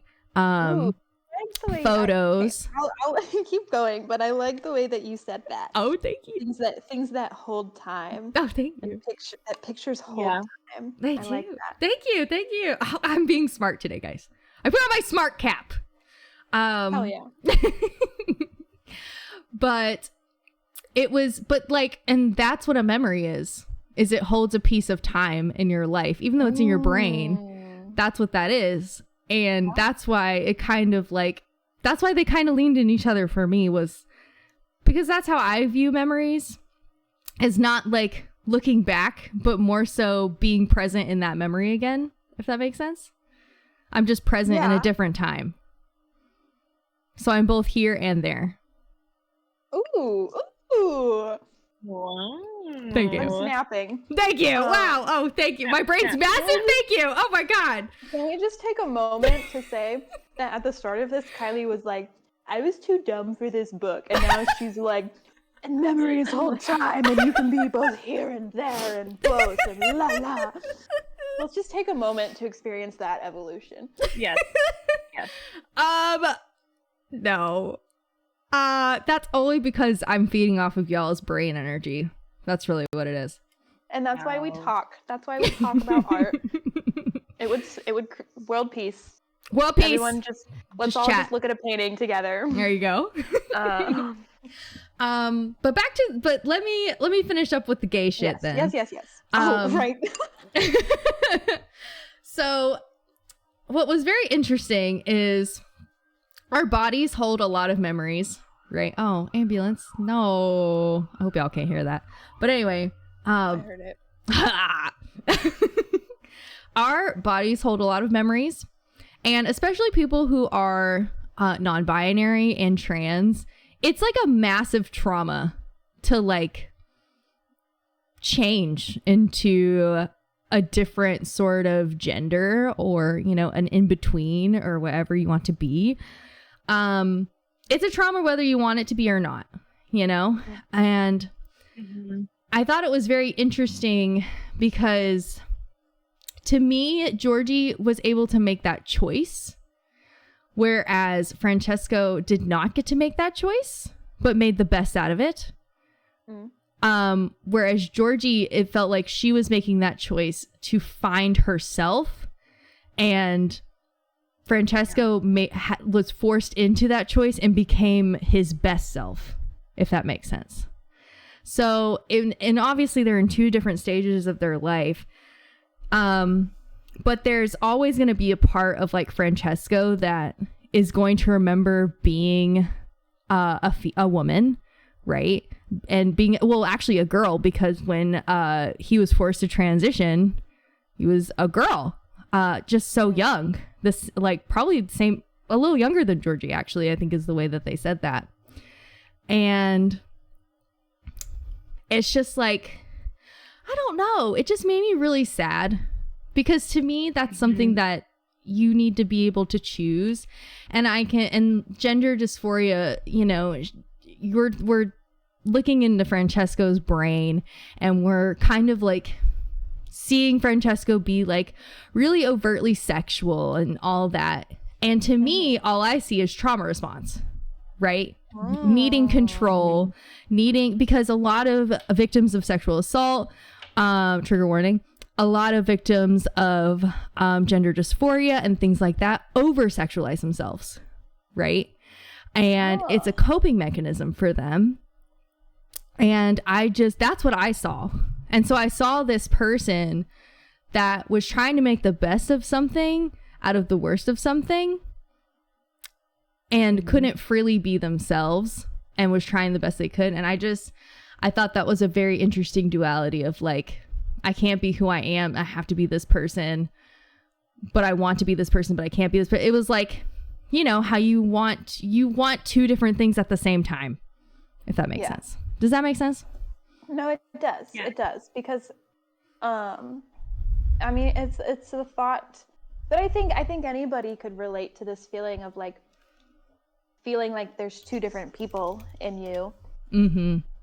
That's the words. Yep, that's the words I was thinking. For different reasons, be that gender identity, be that you know, going through transitional periods in your life, of just feeling like there's part of me that's still the old me, but then there's part of me that's becoming the new me, and they're both existing at the same time right now. And I think a lot of people can relate to that sort of inner turmoil feeling of feeling like two different people, and that sort of contradict each other. But then settling and finding peace with the idea that like you're allowed to be both. You don't have to be one side or the other to make sense to people, to make sense to yourself. You're allowed to just exist as both, even if that's harder for yourself or other people to understand. Yeah. And you know what? That actually, I didn't answer the second part of your question. That leads me into your second part of your question of like, what do we have in dualities? What dualities do you have in your own life? What dualities do you possess? Well, that is a duality for me of like how I have to be. So like, you guys know that I'm a gay, a queer, a gay. All right. But a lot of my family do not. So I have to act very heteronormative and very straight around them, versus when I'm on stream or hanging out with you guys or my friends. Yeah, I know it's a shock to everyone that I'm fucking gay. I'm so sorry for everybody that Is Kylie's coming out. Yeah. Hey, for the month of June, I have a confession. I'm queer. So, wow, I know. You guys didn't see that coming. Yeah. The shaved head and the septum piercing. You're best friends. Wow. This is not the same as the Snapchat thing today. No, get out of here.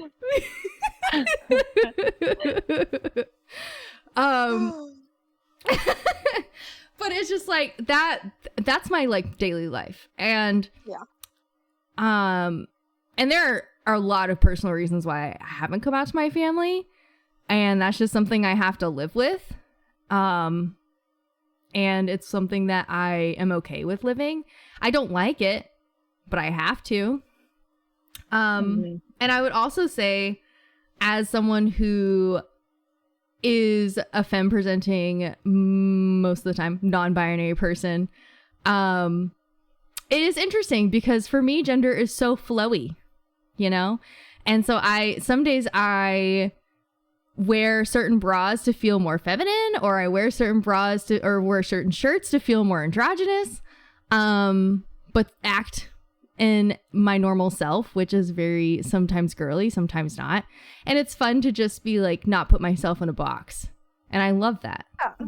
Because I don't feel like we have to. I don't feel like you have to put a label on anything. Unless it's mental health issues. You should go to a psychiatrist and diagnose that shit. All right. Disclaimer. Disclaimer. All right. If it's mental health, please do put a label on that. And get the help you need. You gotta put a label on it. If you need meds, then you gotta put a label on it. Yeah, that's my new theme song, sung by Cassidy. Yeah. Yes, exactly, Mika. It's nice. So Mika said it's nice to be able to control who you let into that aspect of your identity. And I do agree with that. That's exactly why I do that. Because that's a very protective, vulnerable part of myself. For sure. Yep. No, because this is... okay. Well, so kind of similar to you, Kylie, I really, in this book, liked... I liked like that duality, that like life and death duality of and of the time too of George's mom, who is like who George is like, we're looking at paintings of dead people, like none of this matters now because it happened in the past.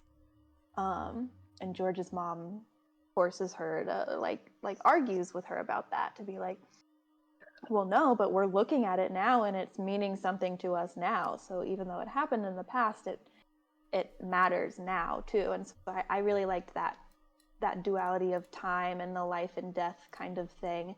And in terms of, I love dualities. I think they're so fun. That playing devil's advocate is the most fun, because it's like there is no rule. There are no rules. You're allowed to just exist as whatever the fuck happens. Like, and that's amazing. But unfortunately, we live in a black and white world. That's why people create organized structures of the varying kind. to cope with how massive the world is and how massive our thoughts are. And it's difficult to have all of them at the same time in your brain. And so that's why we choose one side or the other. Are you left? Are you right? Are you with us or are you against us?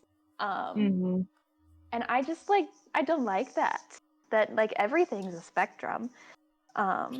And we all exist somewhere on it, and you're allowed to move on it too. You don't need to pick a side and stay there. Your spectrum is allowed to move as you learn and change and grow, and it should. And I think that's why there's a lot of turmoil with that, of people feel like they're going to be wrong. They're they get to a point where they know they're wrong, but they're like, oh, but I can't admit that. I can't admit that I'm wrong. And that's how we end up with this division, this us and you, you against me. There's the us and there's the them mentality. But really, I don't know, it's there are no rules. It's not there. Everything is loosey-goosey. But that's hard to swallow. Yeah. I agree with that. I would, to piggyback off you, all I was going to say was it's okay to also quit something and come back to it and have that duality of I'm going to quit this. And then you might change your mind. Like you were saying, you don't have to stay put in your decision of quitting something. For instance, I quit streaming and here we are. Here she is. Here I am. Proud. Actually, Kylie, you need to commit to your decision. Oh, okay. Actually, goodbye, everybody. See you later. This is end of stream. Last stream.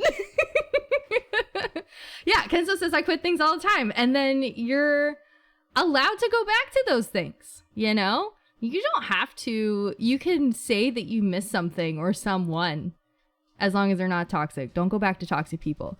But it's okay to change your mind. You know, if you change your mind, I'll be first in line. This is now a Mamma Mia stream. Yeah, absolutely. ABBA. It's a jukebox musical. So, nope. Ashley's turn. Oh, yeah. okay. Ashley hasn't shared nothing. I need to stop talking. No. Well, because I'm still racking my brain if this is technically a duality, because I was overthinking it and now I'm confusing myself. So if this isn't a duality, Ashley is the definition of duality. Okay. Ashley is all the things at once constantly. Yes. So I felt like if this is a duality, that stuck out to me with this book is that bad things have to happen for there to be good things and vice versa. You know what I mean? So for Francesco and Georgie, in Francesco's situation, you know, his mom died, but because of it, you know, his dad put this new identity on him and now he's this painter. But then it's kind of ooh, but you know, how would his life be without, you know, it's ugh, what am I trying to think? Now I'm tired. But it's they're both kind of their mom died, right? And I'm just tired. Never mind. Just forget it. No, you're doing great. You were doing great. No, you were doing great. You were. I'm trying to think, take your time. Breathe. You're only live. That's all. I know. That's what made me nervous. Don't be nervous. These goofballs in chat. These goofballs. No, don't be nervous in front of these people. I think it's one of those things where my train of thought. I lost my train of thought in the middle of it. Yeah, Mika says you're fine. About it so hard. I was thinking about it so hard, and then you're like, "Okay, it's your turn," and then I'm like, "Oh, now it's all gone." Ashley literally is everything that we're talking about. That's just Ashley's brain all the time. Well, Ashley, what about dualities in your life? Easier question. See, I don't even know. No, actually. You're so That's right, not Jen. true. There's I don't really know. not even any proof we're real people. Oh, This is so see? true. You guys are just a combination of letters. Yeah. So true. Are we real? We Yeah. could be AI. You don't know. I don't know. All of Who's us are to just say? really advanced bots. Perfect.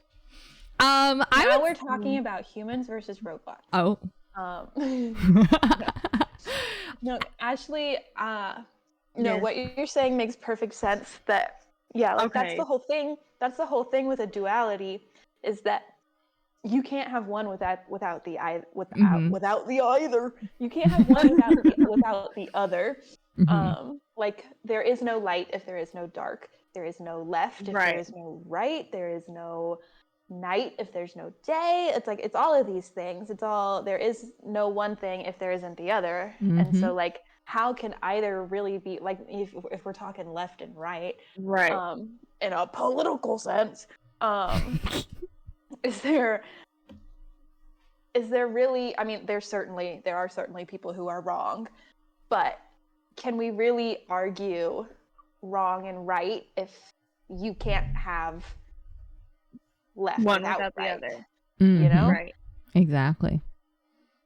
But so no, what you're Yeah. saying makes perfect sense, and it's a Okay, that very helps. like it's a very brain busting thing to talk about and to like wrap your head around. So the like the tongue tied, I get it. But Yeah. I Because literally, that whole concept I love. I literally wrote a fucking song about it.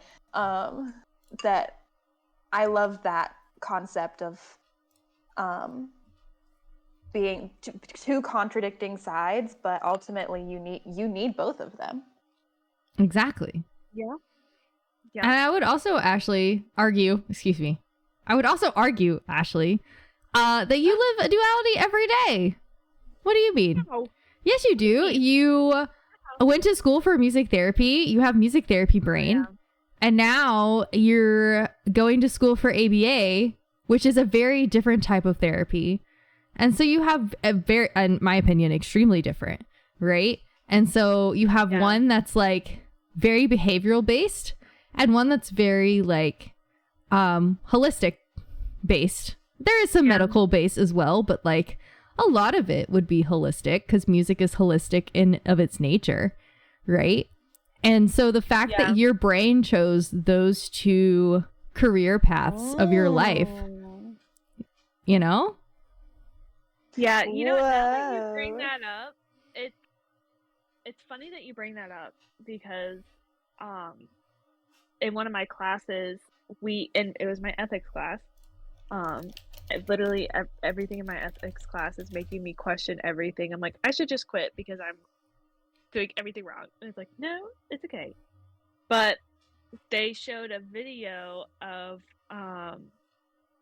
a woman who has autism, and she went through ABA as a child, and basically she is presenting on basically don't put your child through ABA. It was the most horrible thing that has ever happened to me. It traumatized me, all this stuff.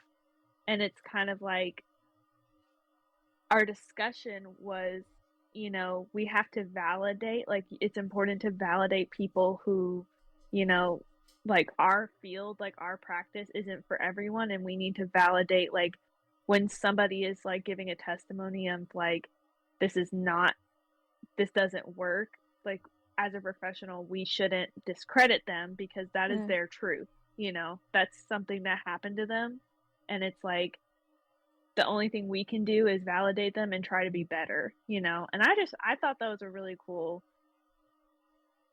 like, because that when I was watching the video I was like, dang, I should just quit now because I'm traumatizing people.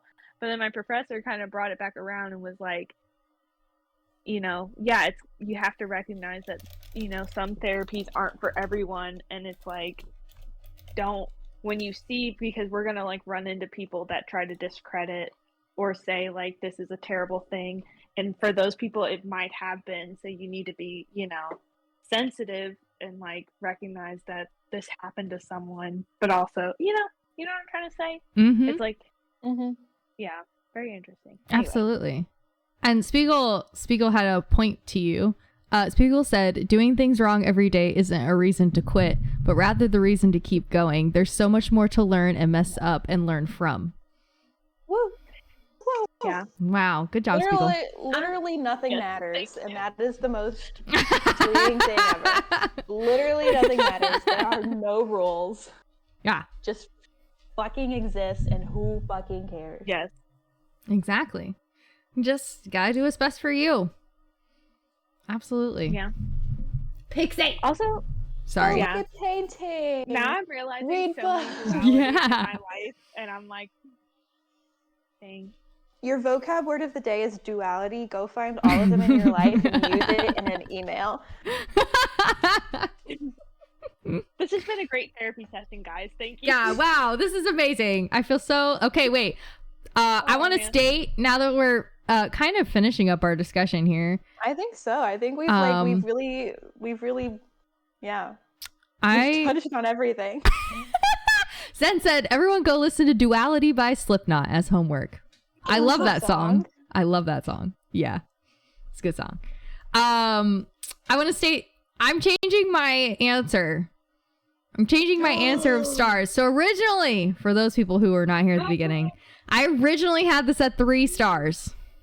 Okay. I originally had this at 3 stars. I would like to give it a 4.5. It went up a whole 1.5 stars for me after the discussion. A star and a half. Yeah. From straight on till morning. Wow. That's how much more I enjoyed it discussing this book with somebody. So if you do read this book, read it with a friend and discuss it. It might change your mind. And I believe you guys also changed your star ratings, maybe. I agree with your 4.5. 4.5. Okay. Because I had given it a 4 and I gave it a 4 out of 5 because of the flow and that it was difficult to get into. But honestly, after talking about all of this, that doesn't matter to me anymore. I know. Yeah. I've changed I've changed it to a 5 because I've enjoyed our discussion so much. Yeah. That's amazing. Really appreciate this book. Perfect example of how it's okay to change your mind. Absolutely. Yeah. That's such a good reason for participating in book club. Yes. Everybody join a book club today. Absolutely. Well, you're a part of our book club. Technically. Hey, speaking of which, perfect segue. Here's our book for Gay Month, everybody. It's a gay book. House on the Cerulean Sea. Yeah, don't you mean sirloin? Oh yeah, sirloin. Yeah, that's definitely the name. I think we've yet to read a straight book. I know. I'm happy about that. I'm not mad about it. You guys are gonna make me read a straight book here eventually. I know it. It's okay. I'm mentally preparing. I don't think it'll be intentional though. It'll just be like they just happen to be straight. Oh, we'll finish the book and we're like, damn it, it was straight. God damn it! Where's the gay? Actually, this book is straight. We're queer baiting you guys for Queer Month. So sorry. Yeah, so we don't know when this is gonna be. I'll update this in the daily not daily monthly schedule. Yeah, and we're gonna read this cute little yeah, we're queer baiting you. Sorry, Bika. We're gonna read this very straight heteronormative book for sure. Nothing queer about it for the month of June. But we're allies. Ally. I support gay rights, just not their lifestyle. Oh my god. Ooh. I love all gay people. Whoa. I just don't support how they live, okay? That is a duality we cannot believe in. It's, oh my god. It was like that fucking girl who was listening to Chapel Roan. Wait, do you guys know who Chapel Roan is? Y'all Yes. are okay. I got one straight friend. So. Ah! She's in it. She's in Asheville right now. Yeah, she is. She's hot. I'm not there. Okay, so for those who don't know, Chaperone is gay. She's lesbian. All right? So she came out with this song. She came out with a song. Yeah, I know it's a shocker that woman's gay, but she came out with a song that is called Good Luck Babe. Talking about a girl who doesn't think she's lesbian, but definitely is. Okay? Mm-hmm. Right? And this girl with a Trump flag in her like little Mormon dress was lip singing that song on TikTok. And we're like, oh, you really get this song, huh, babe? I think you're confused. You either really get this song or you don't get the song at all. Exactly. This is either you're very subtle coming out, or you are even more confused than you think. That's right, Zen. Hate the sin, not the sinner. That's what I believe in. That's what I believe in, 100%. God, we're going to save those queers one by one. Anyway, before I get banned out of my own fucking stream, you guys have anything else you would like to say? No, we're going to end on what I just said, dude. No, I think I'm good. Oh, perfect. Great. Yeah. Ban Kylie. Ban Kylie. Ban Kylie. Ban Kylie. No, you can't. It's It's Asian American Pacific Islander month. You can't ban me in my own month, dude. I get 2 months out of the year. Censorship. Okay. I think that's it. Ashley's gonna fall asleep soon. No, I'm not. No? I'm wide awake. Oh, really? Wide awake. Yes. Oh, really?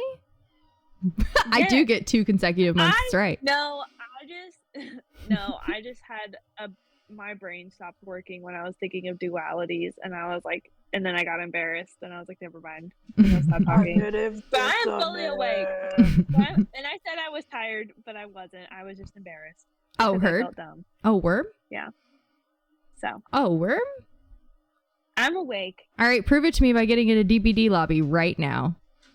In a what? In a Dead by Daylight lobby right now. Prove it. Oh, you won't. Be so pissed. You won't. He's gonna be so pissed. He hates when I play that game. Why? He's like, you're so loud. Because I'll scream and you play with me. Actually, you're so loud. And I'm like, you're literally screaming too. So I don't want to hear it. He screams so loud. What do you mean? Yes, he does. Oh my god. We almost. It was an almost fight, you know, like when you look at your partner and you're like, ooh, I want to say something to you. And then we both were like, we're both going to leave it alone because we were both yelling. So.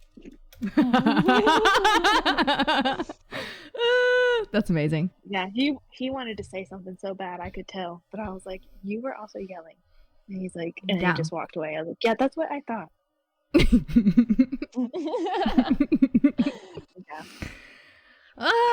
Yeah. All right. Yeah, I always think about moving my computer. Okay, anyway, sorry. Bye. No. Finish what you're saying. Finish your thought. No, it's okay. No, Finish your thought. Fine. Finish your thought. It's okay.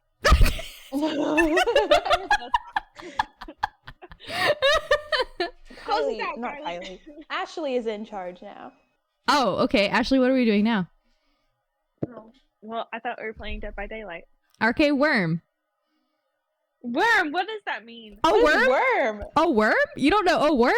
God, No, I hate having straight friends, dude. I'm just kidding. No, these are your friends that have deleted TikTok. I'm just kidding. God. Oh, exactly, Mika. Thank you. A fellow queer. Thank you, Mika. A worm? Appreciate you. You see me. You see my soul. No, for real. We can do Dead by Daylight if you guys really want to. I was going to lobby up regardless. Cass, don't feel pressured. I know that game makes you nervous. Oh, I'm always nervous. Are you kidding? Okay, Cass, we have to play, what was that game I told you, Kylie? What? It was something. Fuck. Content warning. That one? No. What was it? Like, It's the other one. It's the other one. What's the other new one that just came out? Fuck. Chat, help. it's something company. Ah, Something ah. company. It's on the tip of my tongue. What are we talking about? It's a game I want to play with you two. Hold on. Oh. Lethal Company. Thank you, Zen. Lethal Company. Thank you, Yes. Zen. Lethal Company. Thank you. Yeah, we'll play it. We'll pick a night and But play it. Yeah. Cool. Is it an expensive game? I don't think so. I have no idea. I don't think it's expensive. I'll look right now. Hold on.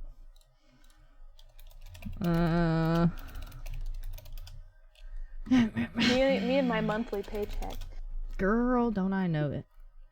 Girl, don't No, I it's know. it's $10. Oh, okay. Oh. That's doable. That's $10. Yeah. Yeah. That's not bad. Okay. Here's what we're gonna do.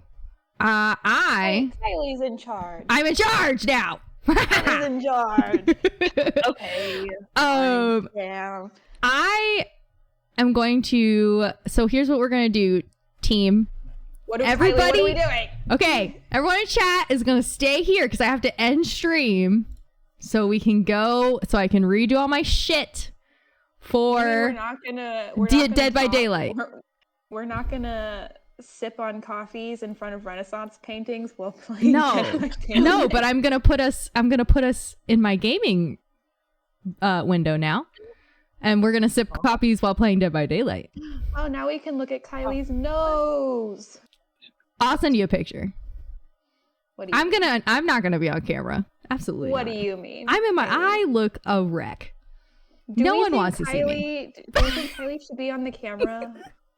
No. Okay, you guys will see it later. For those who don't know, I'm stretching out my nose. I have 2 nose rings in, and I look 2 nose rings extra hot. Okay. I'll show you Friday during the music stream, peeps. Okay, if you're not staying, if you don't want to watch DBD, here is upcoming dates. Friday is a music stream. It's not on there. Sunday is going to be a dog park stream with Muffin and Dobby. If you guys want to come to that. It's going to be so cute. Might get Twitch banned. Spiegel.